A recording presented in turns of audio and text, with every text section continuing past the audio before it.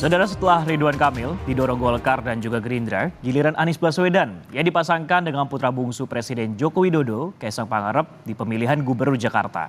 Saat ini PDI Perjuangan juga menimbang untuk mengusung Anies.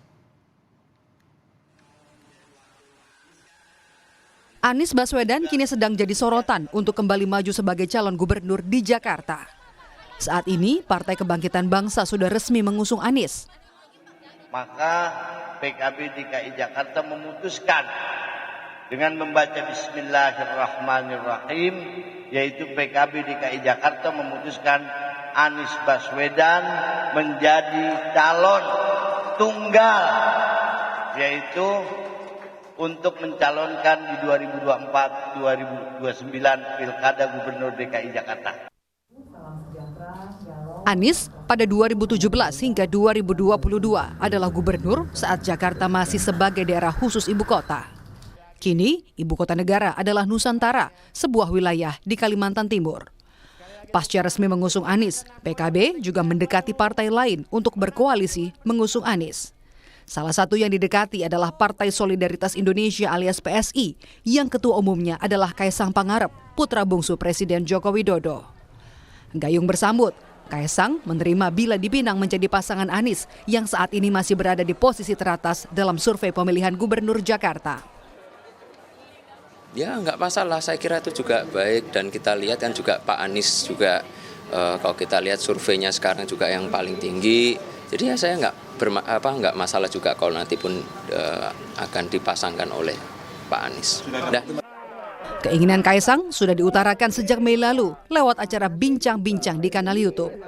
Jadi maunya nggak tahu juga sih. Emang itu nggak menjawab pertanyaan. Iya. Jadi maunya wali kota Solo atau Jakarta? Kalau bisa disuruh pilih nih, Ya. suruh pilih Jakarta. Posisinya Pak Anies sekarang kan belum ada partai, sedangkan aku di Jakarta punya 8 kursi. PDI Perjuangan juga menimbang Anies untuk diusung di pemilihan Gubernur Jakarta.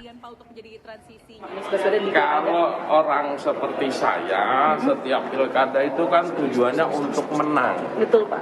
Nah, nanti ditimbang-timbang Pak Anies itu seperti apa, popularitas pasti, elektabilitasnya seperti apa. Kalau menurut saya, beliau sudah pernah jadi gubernur, sudah jadi capres, pasti beliau punya Kepatenan sendiri, Pak.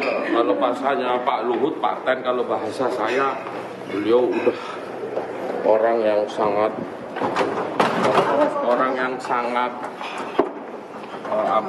sudahlah, merah putihnya nggak diragukan.